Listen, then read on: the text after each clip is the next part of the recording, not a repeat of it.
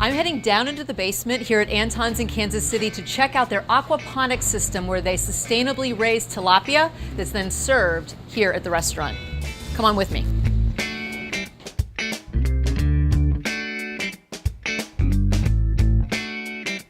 I love how bright and cheerful it is down here. Like you go into a basement, you think basement, and it's got to be this kind of dark place. Sure, sure. It's really cool. When we produce herbs out of here, their flavor is as big and bold as it came off of a farm. It's incredible. And I believe it's because of the nutrients that it's getting coming directly from the fish. And so the aquaponic system is kind of the centerpiece Yes. of the basement. Yes.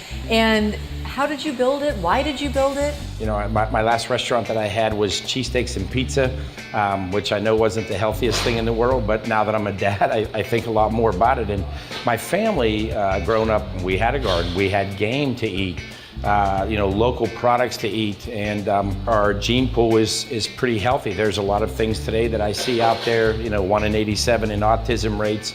I believe that it has to do with the food that we're eating, and I'm concerned about it. I don't know for sure. I'm not a doctor. I don't even have a college degree, but I always tell people it's like heaven. I don't want to find out later when I was misbehaving that there is. So it's the same with food for me. You know, a lot of guys come in and I've consulted with them. They want to open up tilapia farms in greenhouses. The downside to it is you got to figure out how to heat the water because tilapia die at about 50 degrees. Okay. They do well at 80. So you're spending 3/4 of the year in Missouri heating water. For room temperature here, Yeah. in this kind of a closed environment, it's kind of perfect for it. It does well. Plus, I do have a heating system under my tanks. When we remodeled the building, we put radiant floor tubing in the building, and that water is heated by my refrigeration compressors to a temperature between 90 and 95 degrees all year long. So how many fish do you have? We normally hold about 400, between 400 and 400? 500, yes, yeah.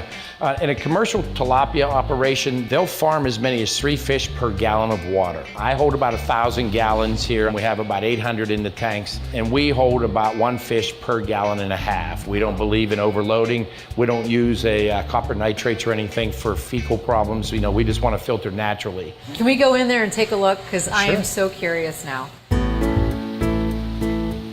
These are duckweed pellets. It's one of their favorite munchies. And what we do is we bring a lot of smaller ones over and put them in this tank, and then as they grow, there's other ones that'll get bigger faster, and then we move them and we'll put them in here as individuals, and they'll get bigger even faster. Oh, I can see them. Yeah, and then they end up over on this side, and this is where we'll get them harvested from. So Beautiful fish. There's like maybe an hour or two between harvest and hitting the kitchen. Yes. And is the flavor of the just caught tilapia far superior to Fantastic. anything? I would assume so. Yeah. We can't produce enough for this restaurant already out of these size tanks. Wow. That's why my next thing is to get another area to raise some in.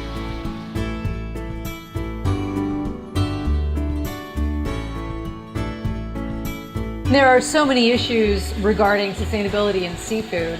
And so to be able to create a system where we're raising our own seafood here in the Midwest, not only do you lower the amount of carbon emissions and all of the energy that you're using to get things from all the different spots, then you're lessening the pressure on our oceans because we can just produce it and consume it here. Right.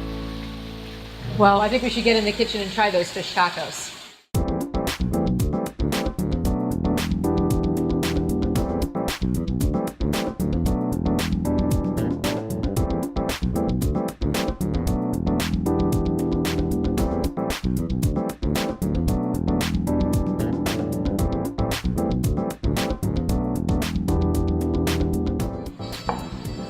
Thank you. It's so fun to see how these tacos really came to be. I can't believe that the tilapia came from the basement. And what's interesting is that the way that you produce this is very emblematic of your entire philosophy of how you're sourcing all of the different ingredients for the restaurant. So Yeah, we try very hard to make sure that we're using everything in the building. well, my hope is that more people start to approach food in the way that you do because it's sustainable and it also is delicious. I mean, this could not be more fresh. I'm ready to dig in. So goodbye from Kansas City. Now I'm gonna head into the kitchen and make my own version of fish tacos. Thanks, Anton. Ante. It's been great. Cheers.